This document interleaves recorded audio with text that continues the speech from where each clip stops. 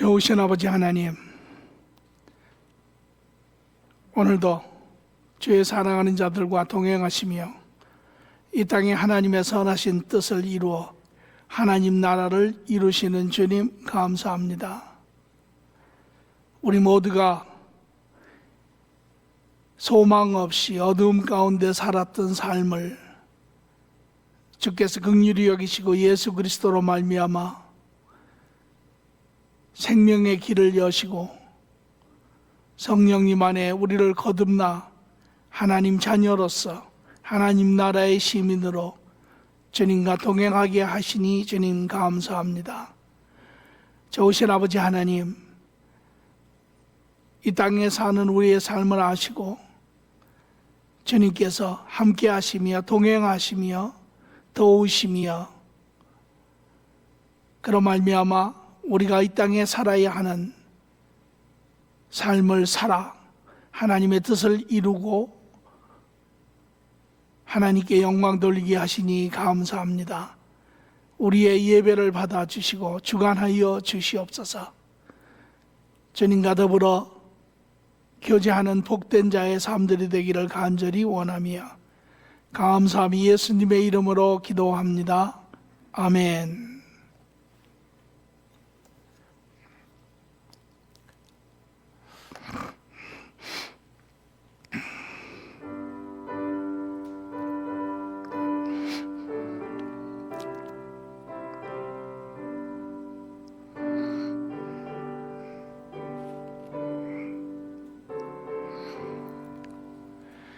이 세상에 근심된 일이 많고 참 평안을 몰랐구나. 내 주 예수 나로 부르시니 곧 평안이시리로다.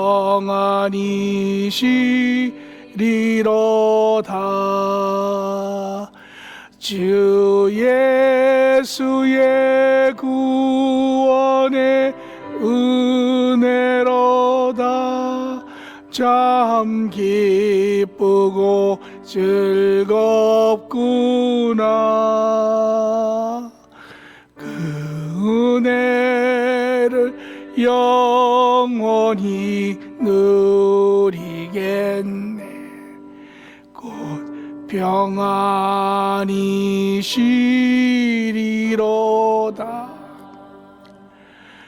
이 세상에 곤고한 일이 많고 참 쉬는 날 없었구나. 내 주 예수 날 사랑하시오니 곧 평안이시리로다.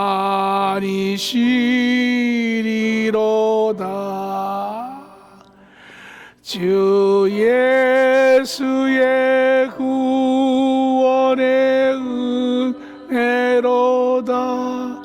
참 기쁘고 즐겁구나. 그 은혜를 영원히 누리겠네. 곧 평안이시리로다.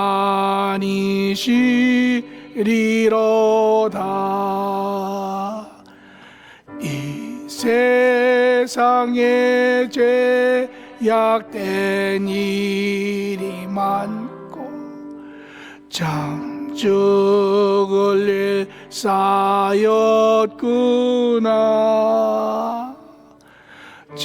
주 예수 날 건져 주시오니 곧 평안이시리로다.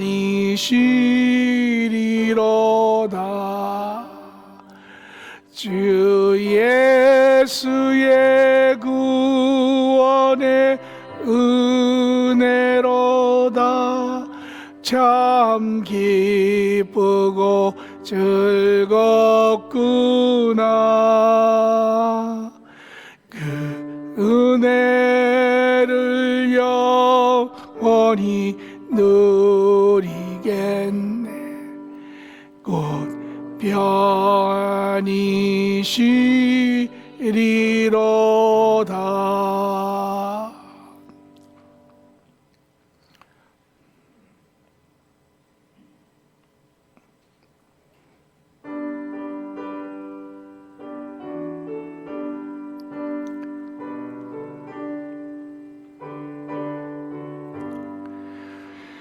나의 영원하신 기여, 생명보다 귀하다.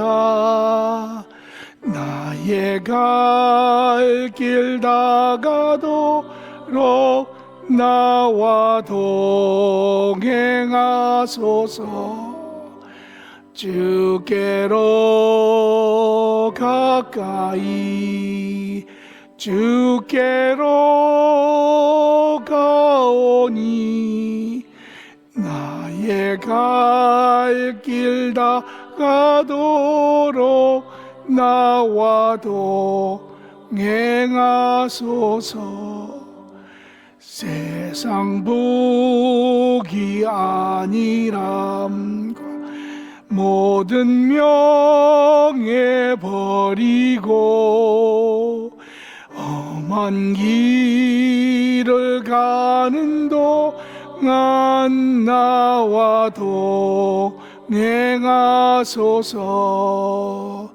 주께로 가까이 주께로 가오니 나의 갈 길 다가도록 나와 동행하소서.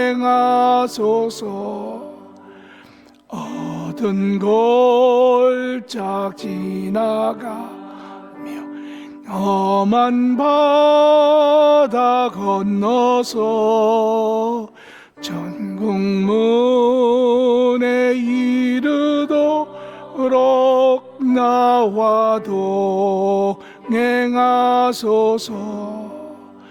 주께로 가까이 주께로 가오니 나의 갈 길 다가도록 나와 동행하소서.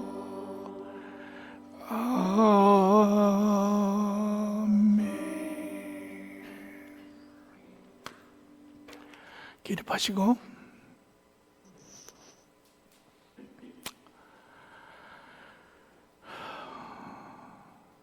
한 주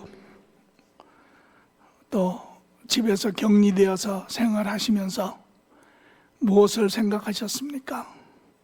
무엇을 보았습니까? 오늘 하나님과 동행하는 사람들, 이 시대에 이루어져가는 일들을 잘 보며 깨어 있으며 또한 하나님의 계획을 깨달아 함께 동행하는 그러한 삶이 되어야 할 줄 믿습니다. 오늘 우리는 세상 가운데 묻혀서 세상에 돌아가는 것을 보지 못하며 사는 그러한 사람이 아니라 오늘 세상을 보며 하나님의 역사를 보며 하나님의 일하심을 보며 오늘 우리의 남은 시간을 계수하며 우리가 마땅히 이루어야 할 삶의 일들을, 하나님 나라를 함께 더불어 세워가야 합니다. 오늘 이 시간도 우리가 살고 있는 이 세계, 이것이 바로 이 만물을 지으신 하나님을 증명하며 오늘 또한 이것을 주관하고 계시는 그 하나님을 바라보며 오늘 더불어 함께 기뻐하며 하나님과 교제하며 하나님을 경배하는 그러한 예배 시간이 되기를 간절히 바랍니다. 함께 우리의 신앙을 고백합니다.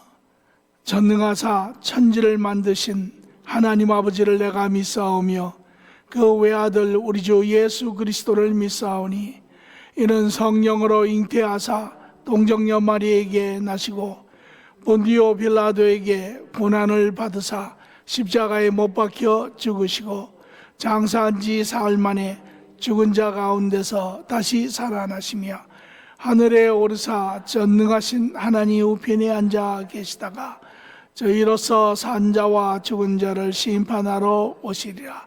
성령을 믿사오며 거룩한 공회와 성도가 서로 교통하는 것과 죄를 사하여 주시는 것과 몸이 다시 사는 것과 영원히 사는 것을 믿사옵나이다. 아멘.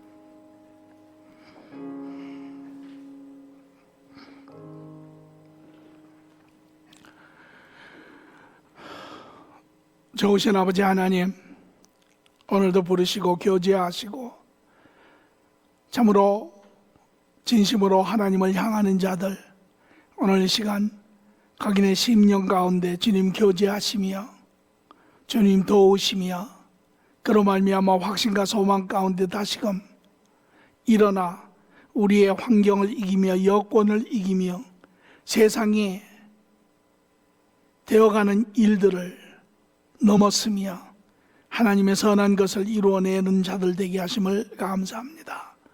아버지 하나님, 이 시간도 우리의 심령이 주를 향합니다.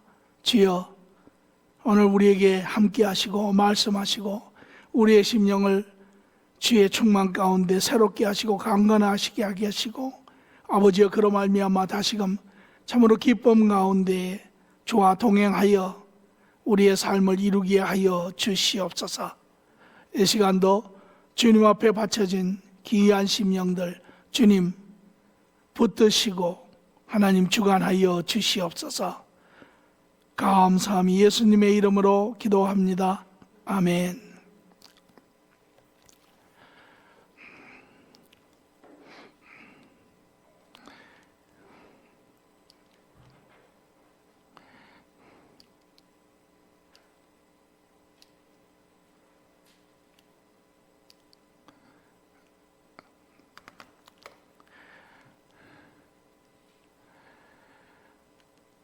만약에 하나님이 살아계신다면 이런 자를 벌하지 아니하시겠는가? 라고 하는 한 어머니의 부르짖음이 있습니다.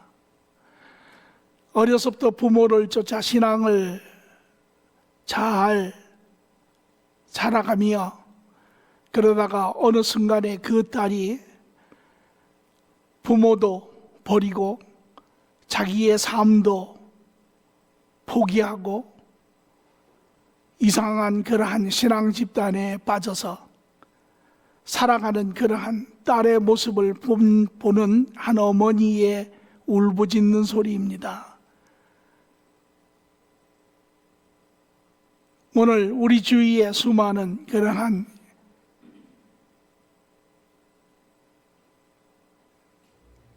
거짓된 종교 집단들이 많이 있죠. 그리고 그러한 집단들은 많은 믿음의 사람들을 미혹해 하고 나아가 미혹한 그들을 멸망의 길로 빠뜨리는 것을 우리가 봅니다. 그것이 가정적으로 사회적으로 또한 개인적인 신앙의 면에서도 나타나고 있는 것을 우리가 볼 수 있습니다. 이것은 과거에도 이런 일이 있었고 또 현재에도 이런 일이 진행되어 가고 미래에도 더 많은 이러한 거짓 믿음의 지도자들이 나올 것입니다.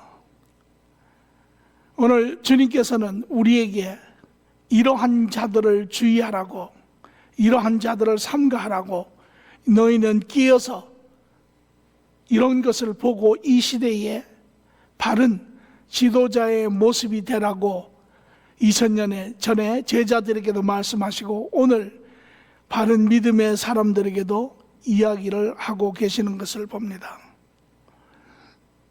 오늘 이러한 거짓 종교 지도자들의 피해가 얼마만큼 하나님의 뜻을 저버리는지, 얼마만큼 하나님의 일을 막고 있는지 우리는 깊이 깨달아 알아야 하고, 또 나아가 이 시대에 그런 것을 싸워 이겨내는 그러한 자들이 되어야 될 줄 믿습니다. 이어서 오늘 우리는 거짓 지도자의 종말이라고 하는 제목으로 말씀을 보고자 합니다. 본문은 마태복음 23장 13절에서 22절의 말씀입니다. 한 절씩 말씀을 봉독하죠. 화 있을진저 외식하는 서기관들과 바리새인들이여, 너희는 천국문을 사람들 앞에 닫고 너희도 들어가지 않고 들어가려 하는 자도 들어가지 못하게 하는도다.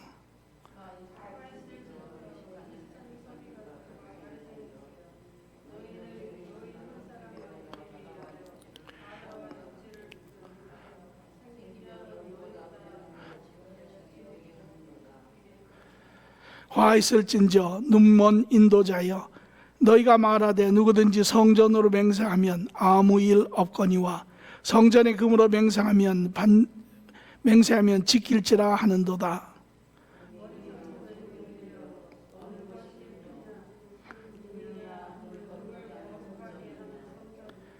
너희가 또 이르되 누구든지 제단으로 맹세하면 아무 일 없거니와 그 위에 있는 예물로 맹세하면 지킬지라 하는도다.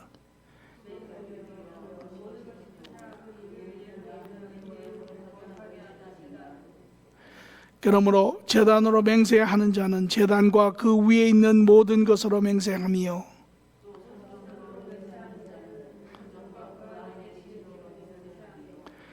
또 하늘로 맹세하는 자는 하나님의 보좌와 그 위에 앉으시니로 맹세함이니라. 아멘. 오늘 본문의 내용, 우리가 배경적으로 말씀을 잠시 보면 예수님께서 이제 마지막 주 고난의 주에 예루살렘으로 올라오시고, 예루살렘에 3일 지난 후 수요일에 있었던 일이지요. 월요일 날 나귀를 타고 입성하셔서 자기가 고난의 주, 하나님이신 구세주이시나 메시아이시나 이제 인간을 구원하시러 오신, 자기의 목숨을 십자가에 주로 오시는 그러한 구원의 겸손한 주로 오심을 드러내시고, 둘째 날에는 이제 성전에 들어가 그 당시 하나님을 믿는다고 하는 그러한 유대인들의 모습, 경건의 모습은 있으나 경건의 능력이 없는 것처럼 그들은 입으로는 하나님을 믿는다고 하지만 마음으로는 이미 하나님을 떠난 자들, 그것이 그들의 성전의 모습에서 그대로 드러나는 것처럼 성전이 모든 장사꾼과 또 그 당시의 제사의 제물들로 가득 차서 그것이 마치 하나님의 기도하는 집인지 아니면 장사하는 그래서 예수님을 그것을 가르쳐 도둑들의 소굴이다라고 표현하실 만큼 그러한 모습, 그러한 성전을 정결케 하심으로 이제 그가 하나님과 인간 관계가 끊어진 그 관계를 다시 회복시키고자 하시는, 그래서 깨끗해진 성전과 같은 그러한 모습을 드러내고 계시죠. 그리고 3일째 되는 수요일 날에는 이제 성전에 들어와서 그 당시에 유월절을 지키기 위하여 온 도처에서 모인 유대인들이 성전을 중심으로 모여 있을 때 그곳에서 이제 말씀을 가르치기 시작을 하시죠. 거기에 말씀의 대상자는 주로 이제 바리새인들, 종교 지도자들이었죠. 종교 지도자들에게 예수님께서 이제 그들을 책망하시며 세 가지의 예를 들어 그들에게 가르쳤지만, 그들은 오히려 유대인의 스승이라고 하는 자들, 하나님의 말씀을 누구보다도 잘 아는 자들, 누구보다도 예수님을 먼저 알아봐야 했음에도 불구하고 그들은 그들의 이익과 그들의 명성과 그들의 그러한 위치를 포기하지 아니하려고 하여 결국은 예수님을 배척하는 그러한 모습을 보았을 때, 이제 예수님은 그들에게서 돌이켜 제자들과 유대인들을 향하여 가르칩니다. 이제는 그들을 권면하고 회유시키는 그러한 가르침이 아니라 이제는 정면에 대어놓고 그들을 책망하시는 그러한 가르침을, 그래서 유대 종교 지도자들을 바라보시며 그들을 가르쳐 말하기를 거짓 종교 지도자들이라. 그러며 제자들과 또 유대인들에게 말하기를 그러므로 너희는 저들을 삼가하고 나아가 제자들의 너희는 바른 그러한 신앙의 지도자가 되어 저들을 세우라라고 이야기를 하고 계세요. 그리고 오늘 본문의 말씀으로부터 시작해서 23장 13절에서 시작해서 이제 이것이 25장에까지 가서 그 예수님의 가르침이 이제 끝이 나는데요. 오늘 이제 다시 예수님은 돌이켜 그 대상이 종교 지도자들입니다.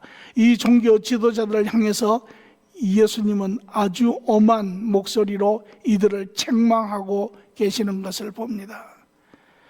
여기에 보면 그들을 요한복음 우리가 10장 1절에서 2절에 보면 이러한 비유를 주죠. 내가 진실로 진실로 너에게 이르노니 문을 통하여 양의 우리에 들어가지 아니하고 다른 데로 넘어가는 자는 절도며 강도요 문으로 들어가는 이는 양의 목자라. 그 후절에 예수님은 자기를 가르쳐 내가 양의 문이니라.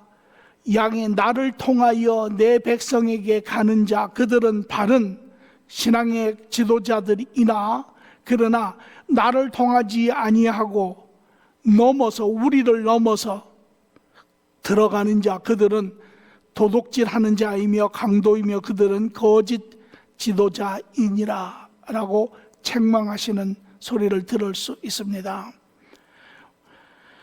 오늘 여기에 본문의 말씀을 보면 첫 번째 이야기를 화 있을진지어 외식하는 서기관들과 바리새인들이여 라고 이야기를 시작을 하세요. 화 있을진지어, 너희에게 화가 있다라는 것입니다. 너희에게 예비된 하나님의 진노가 있다라는 것입니다. 너희에게 곧 다가올 너희가 피할 수 없는 하나님의 무서운 벌이 너에게 임한다라는 것을 전제로 하시며 이야기를 하고 계세요. 예수님은 거짓 지도자들에게 다가오는 하나님의 징계를 경고하고 있죠. 하나님의 징계가 그들이 오는 이유가 무엇입니까? 그것을 오늘 본문에 예수님께서는 설명하고 있습니다. 너희들이 행하는 것, 전체적으로 이야기하면 너희가 믿는 사람과 믿지 아니한 사람들을 미혹하여 멸망의 길로 빠뜨리는 것, 이 내용을 예수님께서 보다 구체적으로 설명하고 계시는 것을 볼 수 있습니다.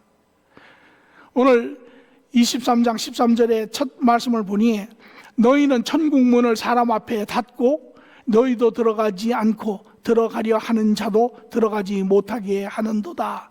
이것이 너희에게 예비된 징계의 첫 번째 이유라는 것입니다. 이것이 거짓 종교 지도자들이 이 땅에서 행하는 것이라는 것입니다. 이것이 종교 지도자들이 믿는 사람이나 믿지 아니한 사람을 미혹해 하여 멸망으로 떨어뜨리게 하는 이유라는 것입니다.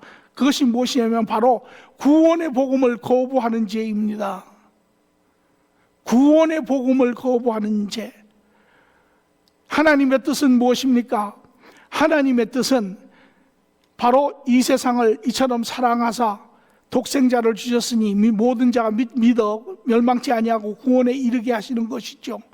그리고 요한복음 3장 10도 7절에는 말하기를 그러므로 예수께서 이 땅에 오신 것은 너희를 정죄하려 함이 아니라 너희를 구원케 하기 위해서 오신 것인 것처럼 오늘 하나님께서는 하나님의 지은 자들, 비록 제 가운데 다 하나님과 관계가 끊어진 그러나 우리를 긍휼히 여기시고 우리 모두를 불러 다시금 제2의 삶의 기회, 온전한 삶, 영원한 삶을 살게 하기 위하신 것이 하나님의 뜻이죠. 그래서 마태복음 16장 19절에도 예수님이 제자들에게 이렇게 이야기합니다. 내가 천국 열쇠를 내게 주리니 내가 땅에서 무엇이든지 매면 하늘에서도 매일 것이고 내가 땅에서 무엇이든지 풀면 하늘에서도 풀리리라 하시니 이제 너희는 내 사신이 되어서 이 땅에 너희가 하나님과 함께 하나님의 뜻을 쫓아 하나님의 나라, 하나님의 백성들을 회복하는 일을 너희가 감당하면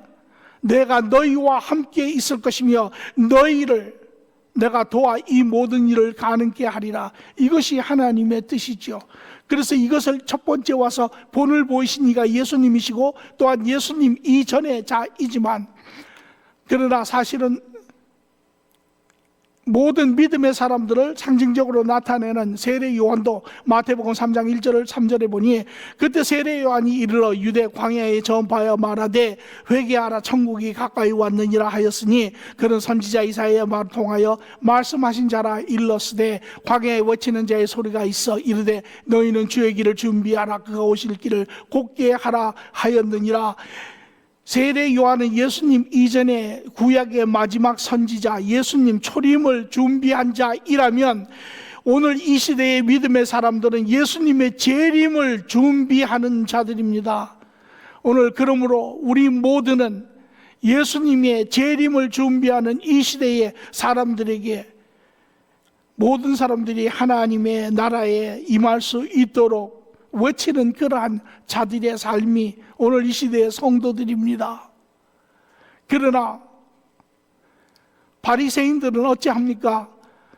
바리새인들은 사도행전 4장 17절에 18절을 보면 예수님이 돌아가시고 이제 제자들이 예수님의 명을 쫓아 이 세상에 복음을 증거할 때 이것이 민간에 더 퍼지지 못하게 그들을 위협하여 이후에는 이 이름으로 아무에게도 말하지 말게 하자 하고 그들을 불러 경고하며 도무지 예수의 이름으로 말하지도 말고 가르치지도 말라 하니 이들이 바로 바리새인들이요 종교 지도자들입니다.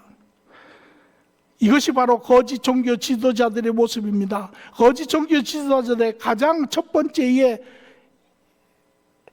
일은 그들이 하는 것은 바로 복음을 부인하는 것입니다. 복음의 주인이신 하나님의 아들이신 예수 그리스도를 부인하는 것입니다. 복음의 중심인 영생을 부인하는 것입니다. 복음의 전제 조건이 되는 죄에 대한 부분들을 부인하는 것입니다. 오늘 우리 주위에도 이 이단의 거짓 종교 지도자들, 하나님의 이름으로 다가오지만 거짓된 자들, 가짜의 내용을 보면 그들이 제일 먼저 하는 것이 무엇입니까? 예수 그리스도를 부인합니다. 그래서 그들은 하나같이 자기를 누구라고 이야기합니까? 자기가 재림 주라고 이야기합니다. 자기가 하나님의 대언자라고 이야기합니다. 자기를 통하여 구원이 있다고 이야기합니다.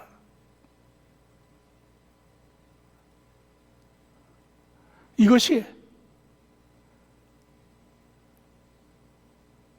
거짓 선지자들이, 거짓 지도자들이 하는 이야기입니다. 이로 말미암아 이들은 하나님이 모든 인류에게 베푸신 그 값비싼 우리가 지불할 수 없는 예수 그리스도께서 직접 목숨으로 십자가에서 지불하신 그 구원의 길들을 그들은 막습니다. 하나님의 계획을 방해하는 자들입니다. 모든 인류를 구원의 길로부터 떨어지게 하는 자들입니다.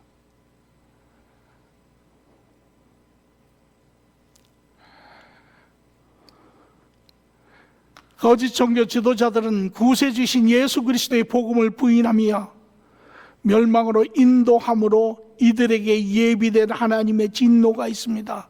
하나님의 징계가, 말할 수 없는 고통의 징계가 있습니다. 뿐만 아니라 23장 15절에 화 있을진저 외식하는 서기관들과 바리새인들이여, 너희는 교인 한 사람을 얻기 위하여 바다와 육지를 두루 다니다가 생기면 너희보다 배나 더 지옥의 자식이 되게 하는도다. 우리가 유대인의 삶 안에서도 우리가 보는 것처럼 이 거짓 종교 지도자들이 하는 두 번째의 일은 바로 인간의 거짓 종교, 인간적 거짓 교리를 통하여 사람들을 타락시키게 하는 죄입니다.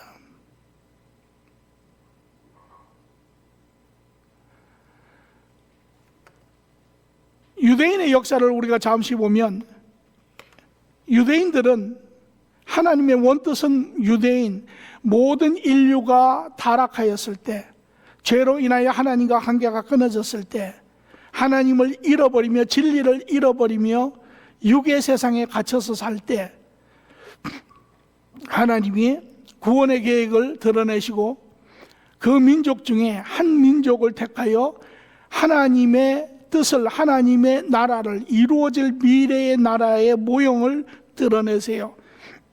그게 유대인이지요. 이스라엘 백성입니다. 그러나 하나님의 원뜻은 유대인에게만 있는 것이 아니죠. 모든 인류에게 있는 것입니다. 그래서 하나님은 이 유대인을 통하여 먼저 하나님의 나라가 드러나게 하시고, 그 나라를 통하여 예수 그리스도가 오시는 통로가 되게 하시고, 그로 말미암아 모든 민족이 구원에 이르게 하는, 이것이 하나님의 뜻이죠. 그러나 우리가 성경을 보면 이 유대 백성들은 어느 순간 그 하나님의 뜻을 다 잊어버리고 자기들만의 우월, 민족 우월주의에 빠져서 이방인에게 가지 않습니다. 이방인들을 차별합니다.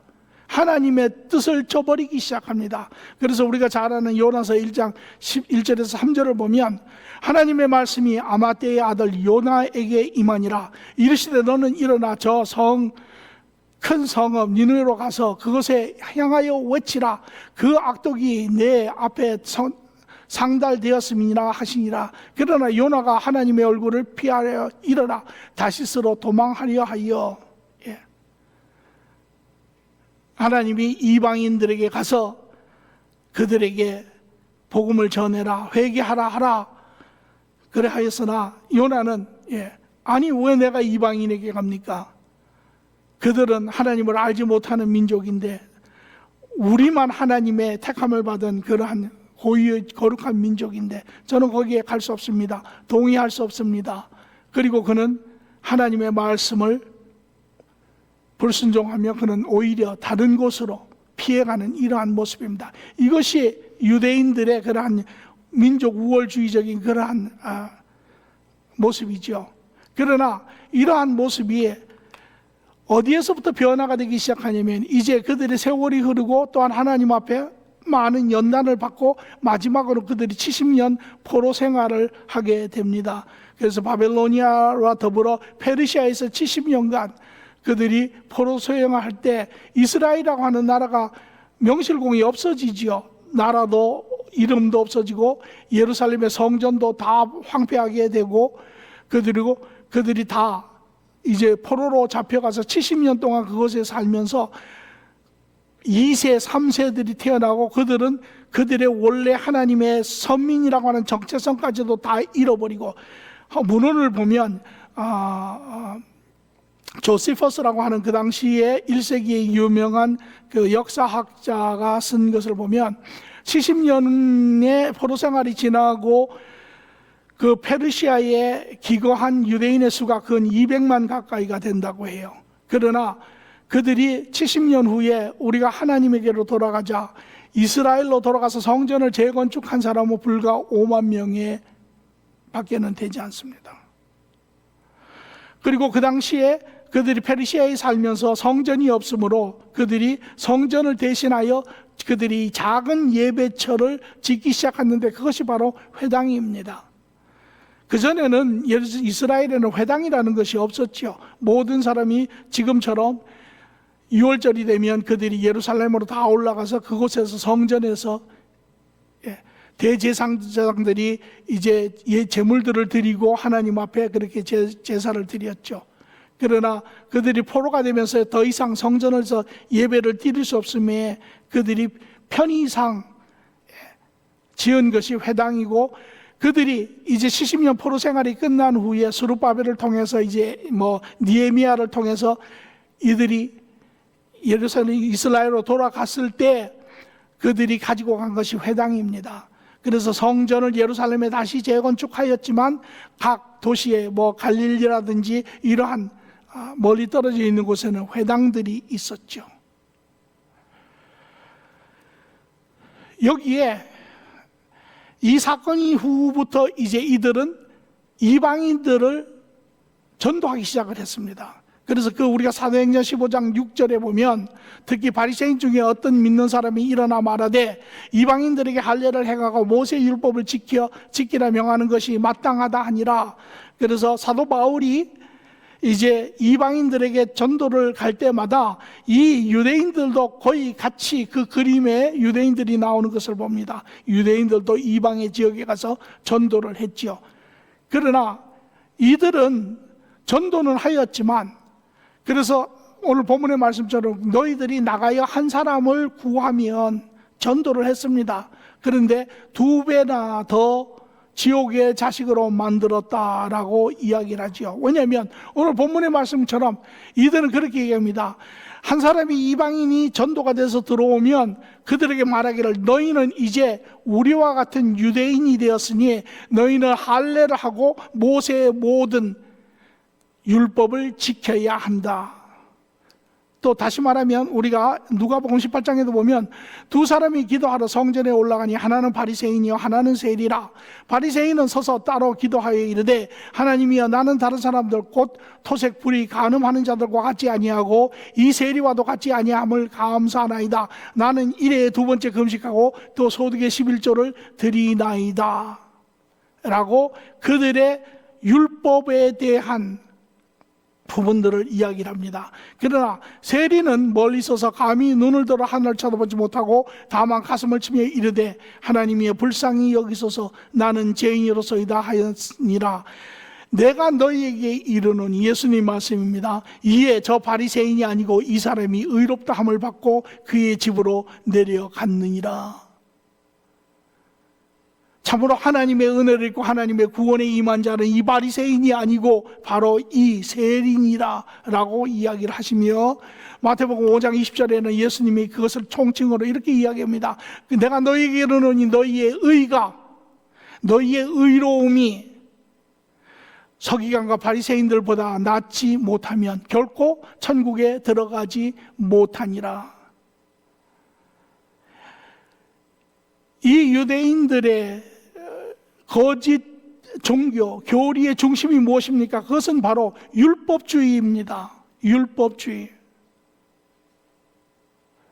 율법주의라는 것은 무엇입니까? 율법이라고 하는 것은, 율법주의는 율법을 온전히 지키는 것입니다.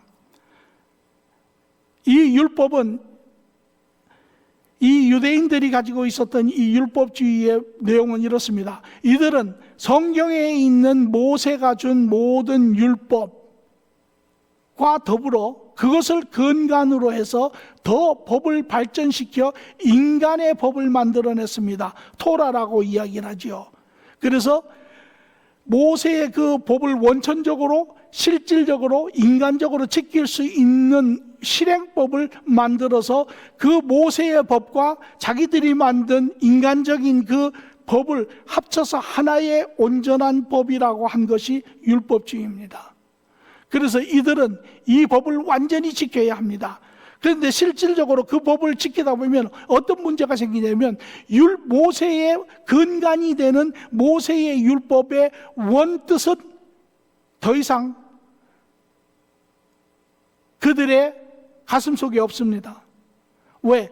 그들이 실행법에 갇혀서 이제 그 원뜻을 바라볼 수 있는 그러한 시간이 없습니다. 그래서 그들은 법을 지키는 것이 곧 바로 의로움이다. 너희가 법을 지킴으로 인하여 바로 하나님 앞에 의롭다 함을 받고 너희가 의롭다 함을 받은 너희가 바로 영생을 얻는 자이라. 이것이 율법주의입니다. 그래서 율법주의는 법과의 관계, 그러나 원래 하나님의 뜻은 하나님과의 관계지요. 이것이 율법주의입니다. 오늘 이 율법주의를 이제 이방인들에게 가르칩니다. 너희도 할례를 하고 너희도 이 율법을 다 지켜서 행하라 라고 율법을 가르칩니다. 그러다 보면 어떤 문제가 생기냐면 이 율법을 배우고 지금 이 시대에도 소위 기독교에서 발생한 이단적인 모든 교회가 그렇습니다. 이 율법을 배우며 시작하다 보면 진리에서 점점 멀어집니다. 그리고 멀어질 뿐만 아니라 더 나아가 어떤 것을 하냐면 그 진리를 대적하기 시작합니다.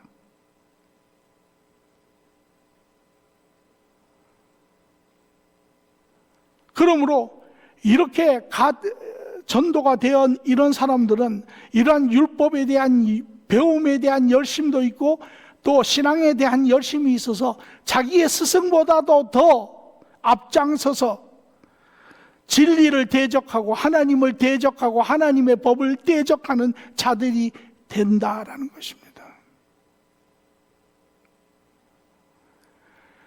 오늘 우리 주위에 있는 모든 이단적인 부분도 아주 어떻게 그렇게 동일할 수가 없습니다. 지금 그들이 가르치는 것을 보면 하나같이 무엇을 가르칩니까? 율법을 가르칩니다. 자기들의 이야기는 그 근간은 하나님의 말씀이라고 이야기를 하죠. 하나님이 우리에게 주신 계명이라고 이야기합니다. 그러나 그 계명을 넘어서서 2000년 전에 유대인들이 자기들의 삶의 실행법을 만들어서 그 법 안에 갇혀서 산 것처럼 지금 이 시대에도 그 이단의 거짓 선지자들, 종교자들이 종교가 무엇이든 간에 자기들이 만들어 놓은 그 법 안에 갇혀서 하나님의 말씀의 법은 다 잊어버렸습니다. 그리고 그 법을 못 지키면 책망하고 정죄하고 두려움 가운데 갇혀 있습니다. 오늘 이것이 이단 거짓 종교 지도자들이 하는 두 번째 이것입니다.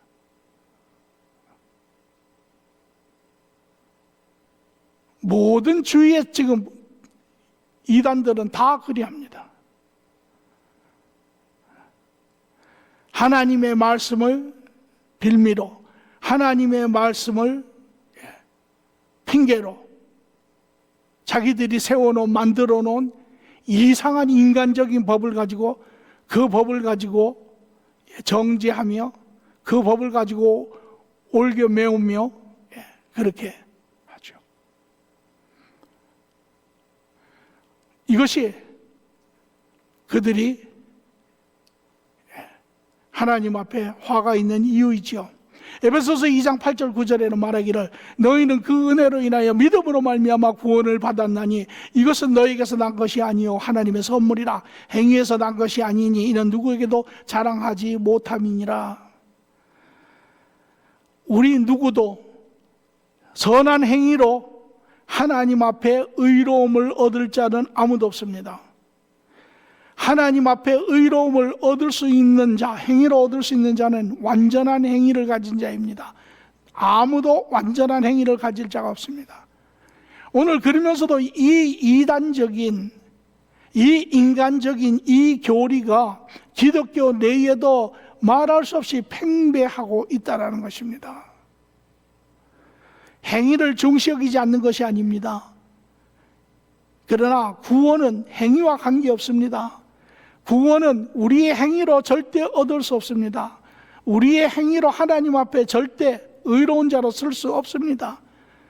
구원은 그 의롭지 못한 자가 예수 그리스도의 의로움으로 그의 의로움을 덧입어서 하나님 앞에 의로운 자로 설 수 있는 것이 바로 이것이 구원입니다. 그러므로 골로새 2장 8절 사도 바울은 말하기를 누가 철학과 헛된 속임수로 너희를 사로잡을까 주의하라. 이것은 사람의 전통과 세상의 초등학문을 따름이요 그리스도를 따름이 아니니라.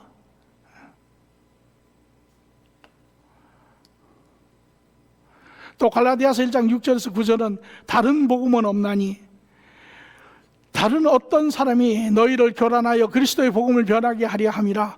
우리나 혹은 하늘로부터 온 천사라도 우리가 너희에게 전한 복음 외에 다른 복음을 전하면 저주를 받을지어다.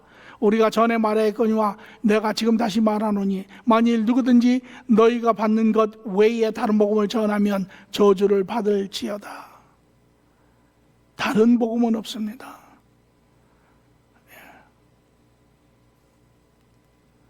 오늘 이것이 거짓 지도자들이 하나님을 알지 못하는 자들이 인간적인 지혜를 써서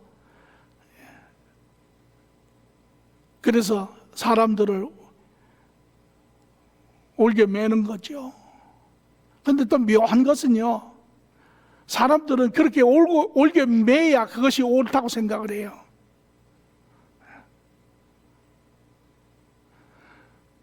오히려 교회 안에서 은혜, 사랑, 용서 이런 거 이야기하면 뭐가 잘못됐다고 이야기를 하죠. 그게 왜 그러냐면 우리가 죄된 인간이기 때문에 그래요. 죄된 인간은 죄를 통제하는 것에 익숙해 있어요. 그래서 우리의 죄의 그러한 영역들을 통제할 때 우리는 오히려 익숙해 있고 그것이 옳다고 생각이 됩니다.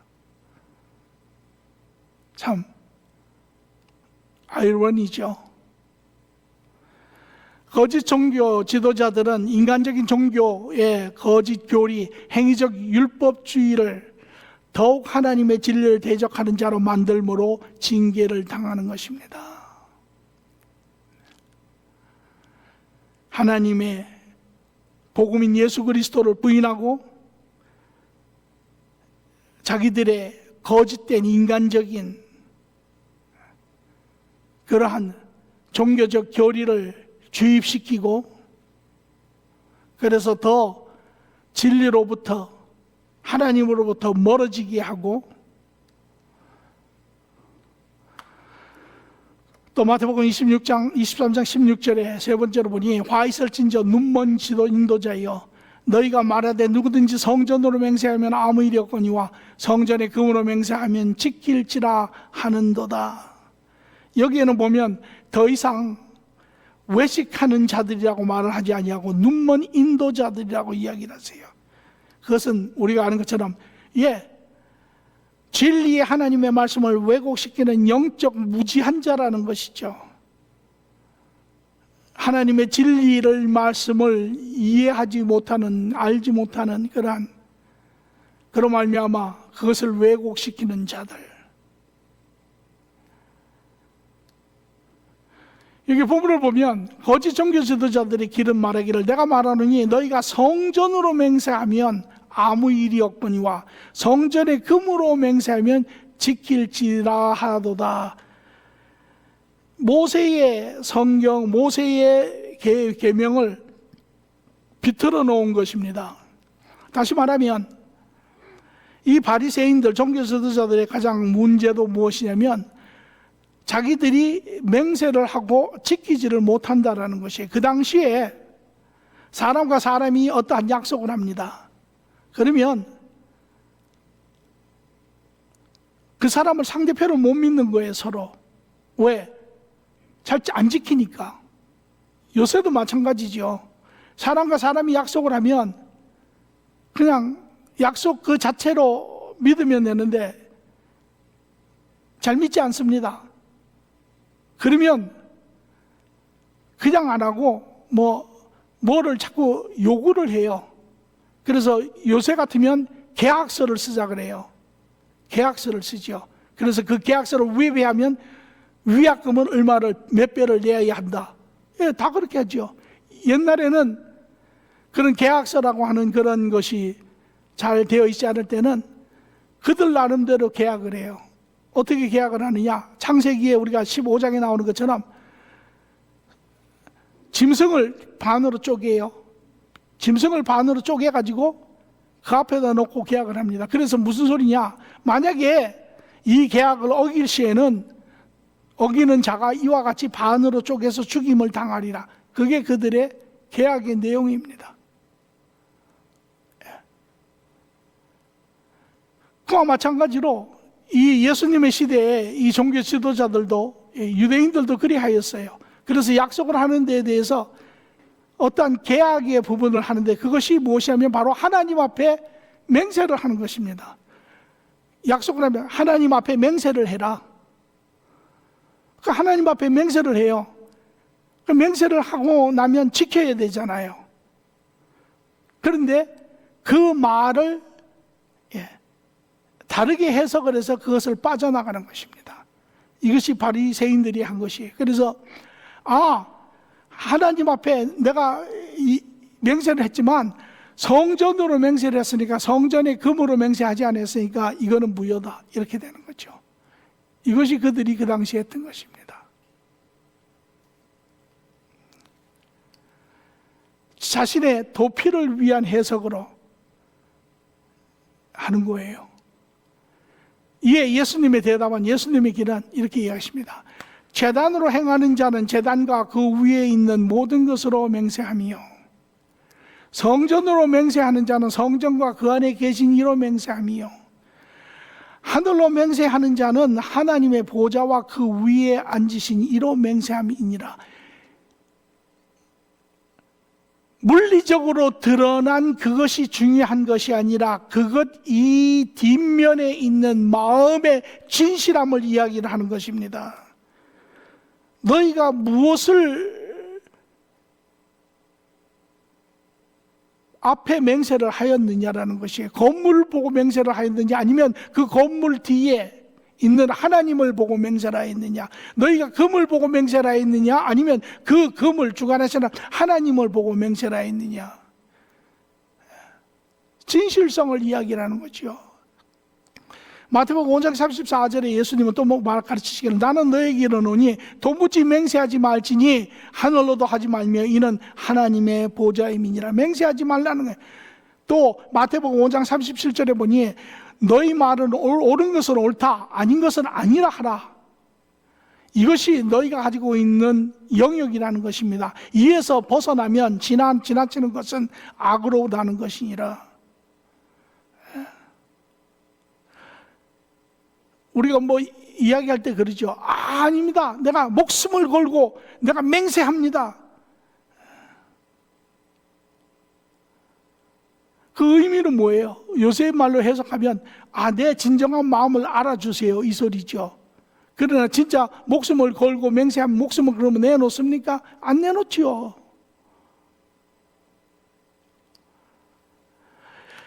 예수님의 말은 인간의 제한된 지식으로 맹세하지 말되 맹세할 수 없다는 거예요. 너희는 맹세할 수 있는 지식도 없고 위치도 없고 책임도 질 수 없는 그런 자들이라는 거예요. 그러므로 맹세하지 말되 그러나 혹 맹세하면 그것이 무엇이든지 간에 하나님 앞에 하는 것이니 반드시 지키라는 것이죠.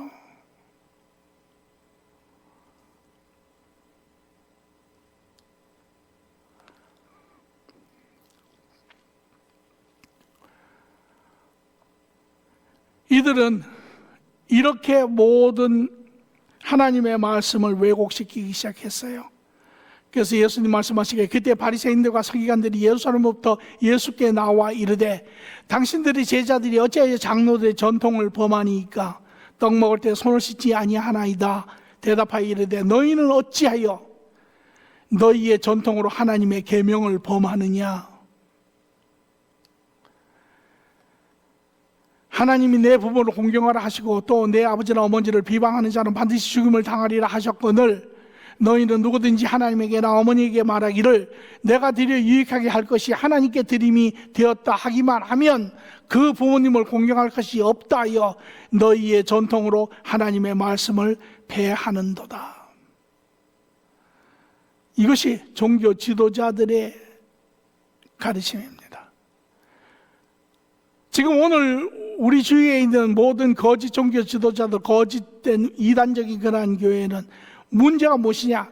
하나님의 말씀을 바로 알지 못합니다.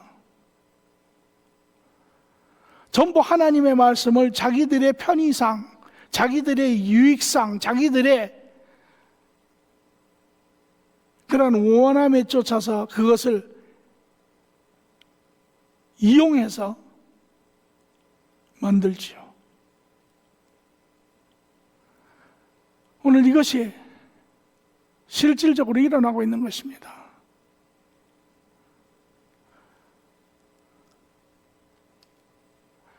거짓 지도자는 그들의 영적 무지로 사람들을 어둠의 멸망으로 빠뜨림으로 징계를 당합니다.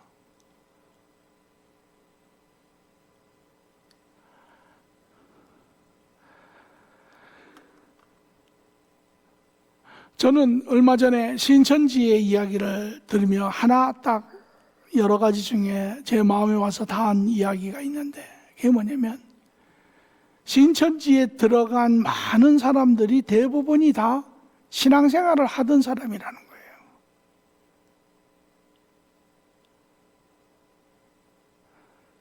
처음부터 신천지에 들어간 사람들이 별로 없어요.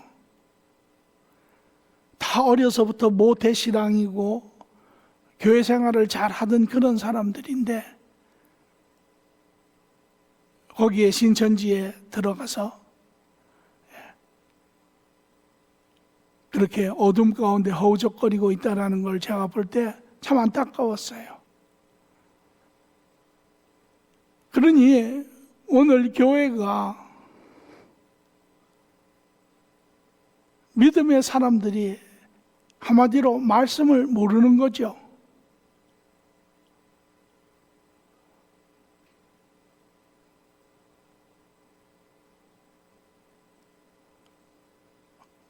오늘 이것이 거짓 지도자들이 실질적으로 하고 있는 것입니다. 예수님은 거짓 지도자들은 거짓 종교의 가르침으로 예수를 배척하고 거짓된 것으로 멸망으로 인도하여 하나님의 징벌을 당한다라고 이야기를 하고 계세요. 우리의 삶 속에서 우리 모두 진리이신 예수님과 교제하여 거짓을 바로 분별하여야 합니다. 사도 바울은 사도행전 20장에 이런 이야기를 합니다. 내가 떠난 후에 사나운 이리가 여러분들에게 와서 그 양떼를 아끼지 아니하며 또한 여러분 중에 제자들을 끌어 자기를 따르게 하려 어그러진 말을 하는 사람이 일어날 줄을 내가 아노라. 그러므로 여러분이 일깨어 내가 3년이나 밤낮 쉬지 않고 눈물로 각 사람을 훈계한 것을 기억하라. 지금 내가 여러분을 주와 및 그 은혜의 말씀에 부탁하노니 그 말씀이 여러분을 능히 든든히 세우사 거룩하게 하심을 입은 모든 자들 가운데 기업이 있게 하시리라. 사도행전 20장 29절 31절의 말씀입니다. 오늘 교회가, 바른 성도가 하나님의 말씀을 바로 알며 하나님의 뜻을 바로 알며 바른 인격체들이 되어서 이러한 어둠의 거짓된 영역들을 바로 분별할 줄 알아야 해요. 오늘 교회가 너무나 어둡습니다. 너무나 진리의 말씀이 없어요. 너무 바로 서 있지 못해요. 너무 건강하지 못해요. 무슨 일이 생겨도 어떻게 대처할 줄을 몰라요.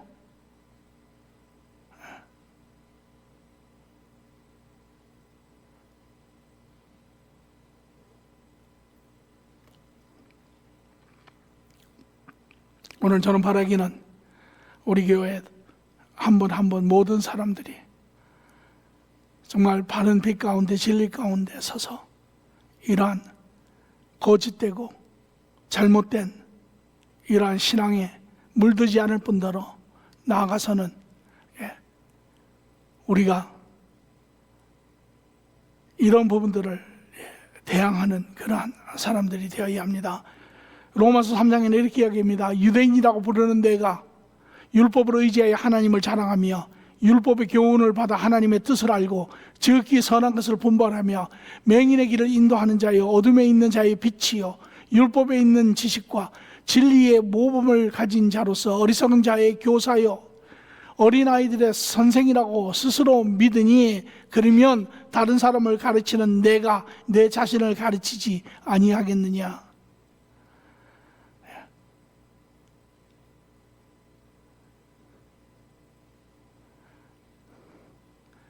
오늘 빛이 있는 곳에 어둠이 존재하지 못하는 것처럼 진리가 있는 곳에 거짓이 존재할 수 없습니다. 오늘 성도들이 참으로 바른 진리 가운데 능력 가운데 서서 이러한 거짓된 부분들을 드러내고 나아가서 많은 사람들에게 그러한 미혹으로부터 벗어날 수 있는 일들을 감당해야 합니다. 우리 모두가 거짓이 범람하는 세상 가운데 천국의 문을 열어야 합니다. 예수님께서 우리 모두에게 구원의 은혜를 베풀어 주시고 이제 그 하나님의 마음과 하나님의 계획과 하나님 나라를 아는 자들 이 땅에 허락하시고 그들로 인하여 이 세상의 빛을 진리를 드러내게 하시는 것이 하나님의 뜻입니다.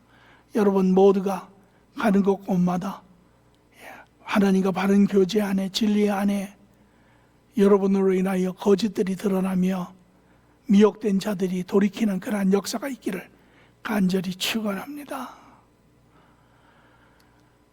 좋으신 주님 감사합니다. 오늘 이 시대에 우리 모두가 들어야 하는 이야기입니다.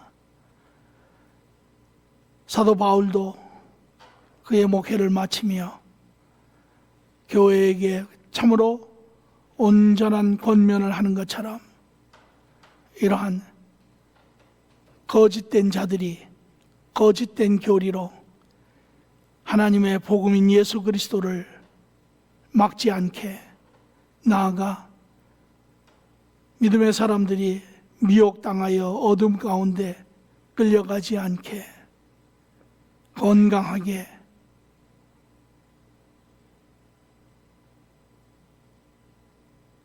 신앙의 삶들을 이루어낼 수 있는 것처럼 오늘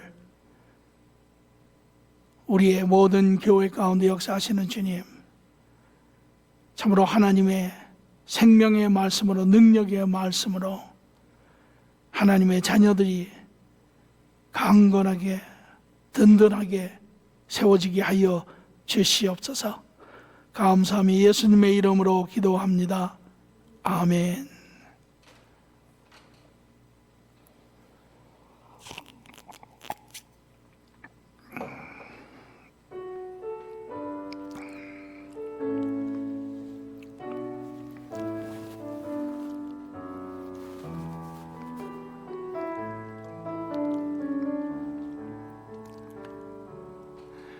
나 무엇과도 주님을 바꾸지 않으리 다른 어떤 은혜 구하지 않으리 오직 주님만이 내 삶의 도움이시니 주의 얼굴 보기 원합니다.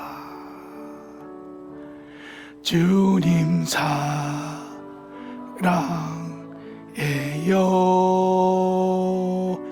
온 마음과 정성 다해 하나님의 진시라. 친구 되기 원합니다. 아멘. 공동체 소식 잠시 보겠습니다. 5월 15일자로 아리조나에 모든 비즈니스가 리오프닝이 됐죠. 그래서 큰 무슨 콘서트라든지 무슨 그런 집회 이외에는 다 문이 열렸습니다. 물론 여기에는 이제 그 안에 마스크도 써야 하고 또 소셜 디스턴스도 해야 되고, 그래서 식당들이나 무슨 모든 비즈니스들이 보니까 다 이렇게 재배치들을 하고 했더라고요. 그럼에도 불구하고 저는 여러분들에게 주의하시라고 이야기를 하고 싶어요.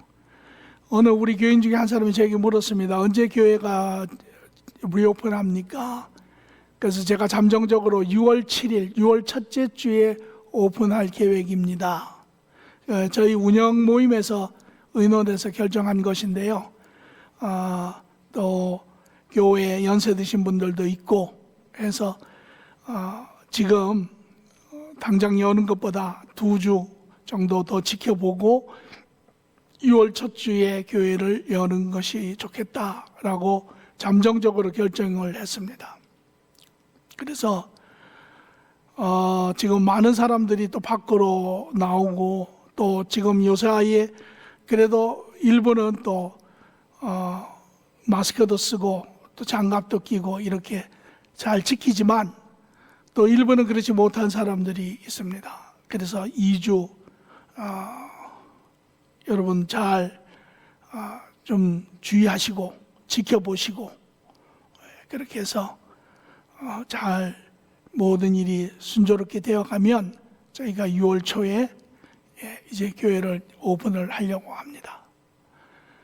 또 하나 제가 여러분들에게 말씀드리고 싶은 것은 우리가 지금 근 2달 가까이 그 원주민을 우리가 돕고 있는데요. 여러분들이 또 그 우리 트레이드조에서 오는 물건, 또 개별적으로 도네이션하는 물건들을 우리가 드리고 있는데, 어느 분이 그렇게 묻습니다.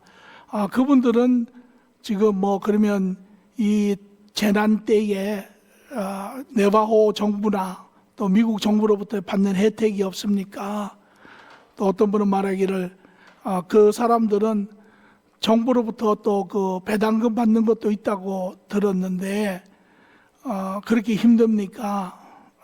그래서 제가 그분들에게 여쭤봤어요. 힘이 드냐? 그랬더니 결론적으로 힘이 들다고 이야기를 합니다. 그분들도 우리하고 똑같은 그런 시스템을 가지고 있고요. 미국 연방정부로부터. 그래서 65세 전까지는 본인들이 이제 일을 해서 생계를 이어야 하고, 65세가 지나면 이제 웰페어가 대부분 있고, 또 소셜 시큐리티를 받는 분도 있겠죠. 일을 하신 분들은. 그러나 대부분은 그런 소셜 시큐리티 부분이 일한 분이 그냥 그분들의 일이라는 게 대부분 그냥 노동에 가까운 일이니까, 그래서 웰페어를 받는데 또 그 이외에는 받는 게 없냐 했더니 1년에 한 번씩 배당금을, 왜냐하면 일할 데가 없고 생계를 할 데가 없으니까 미 연방 정부에서 원주민들에게, 네바호 정부에게 그 카지노를 할 수 있는 특권을 줘서 카지노에서 일들도 하고 이제 생계도 할 수 있는 그런 방법을 했는데, 그래서 1년에 한 번씩 배당금은 받는데요. 그러나 그게 몇만 불씩 받는 건 아니고 한 번 받는데, 받으면 우리처럼 저축을 했다가 필요할 때 쓰는 게 아니라 그 사람들은 또 생활 습관이 그냥 써버리고 하니까 지금 그들은 재정적으로 도움을 받는 것은 하나도 없습니다. 그러면 지금 네바호 정부에서 미국 연방 정부에 펀드를 지금 신청을 했어요. 그런데 아직 신청이 안 나왔고요. 지금 최근에 이제 연방 정부에서 그 소위 말하는 군인들을 동원을 해서 지금 그 확진자가 많은 곳을 돕고 있는데 푸드뱅크도 하고, 그게 주로 어디냐면 저 페이지하고 카이안타 북쪽에 있는 지역들이에요. 그래서 대부분의 지금 지원 사격이 그쪽으로 가고, 이분들이 있는 지역은 별로 지원이 없고, 간혹 지원이 있는데 이제 그거는 시에는 그 시정부 챕터 하우스라는 것이 있어가지고 그 챕터 하우스에 가서 요구하는 사람들이 받아가게 되어 있는 거예요. 그러니까 그 안에 있는 사람들은 좀 도움을 또 받는 사람들이 있어요. 그리고 지난주에 제가 물어봤더니 그 미국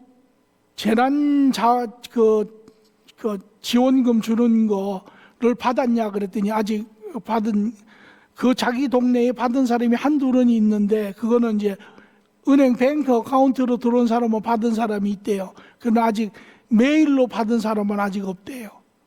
예. 그걸 받으면 이제 좀 낫겠죠. 그리고 지금 우리가 그 레너드하고 브렌다를 통해서 돕는 사람들은 어떤 사람들이냐면 그 딜칸하고 시소라고 하는 지역에 있는데, 이 사람들은 주정부로부터 지원도 뭐 밑으로는 오지 않으니까 받지도 못할 뿐 아니라 시정부 챕터 하우스에서도 지원을 받을 수 없는 사람들, 다시 말하면 그 시에서부터 딜컨에서 뭐 한 20km, 20마일 떨어져 있는데 이렇게 사는 사람들. 왜냐면 이 사람들은 유목민들 후예라서 이렇게 듬성듬성 떨어져 살잖아요. 그러니까 거기에 멀리 떨어져 사는데, 거기 이제 나이 많은 분들, 애들 있는 사람들, 이렇게 해서 뭐 시 챕터 하우스에서 물건을 실어다가 그 사람들에게 갖다 주고 이런 거는 전혀 없대요. 그러니까 도움이 조금은 산발적으로는 있지만은 그 도움의 대상에서 소외된 자들, 아무도 챙겨주지 않는 자들, 이런 사람들을 이제 레너드하고 브렌다가 물건을 실어다가 자기네들이 20마일씩 30마일씩 가가지고 물건을 전해주는 사람들입니다. 그래서 지금 상황은 전체적으로 그렇고, 우리가 돕는 사람들은 지금 사실은 아주 소외돼서 잊혀진 사람들, 도움을 받지 못하는 사람들을 일일이 찾아가서 도움을 주고 있습니다. 그래서 여러분에게 좀 이해가 됐으면 좋겠다. 그것이 이래서 우리가 지금 돕고 있는 그러한 이유입니다. 이상입니다.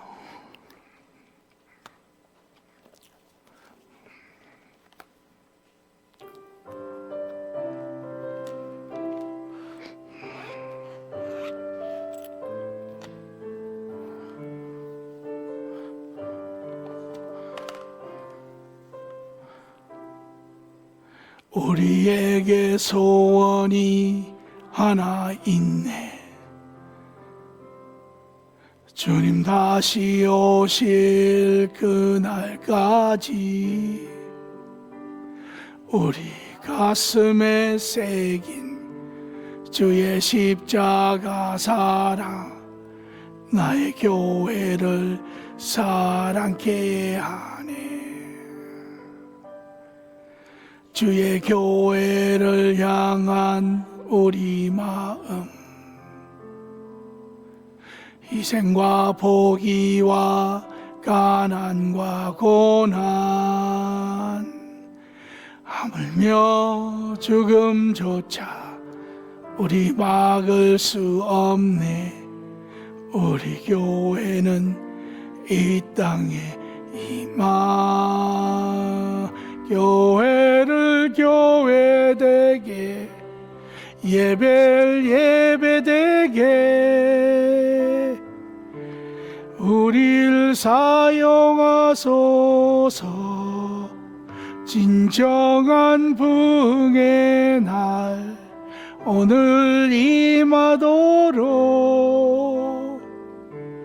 우리를 사용하소서.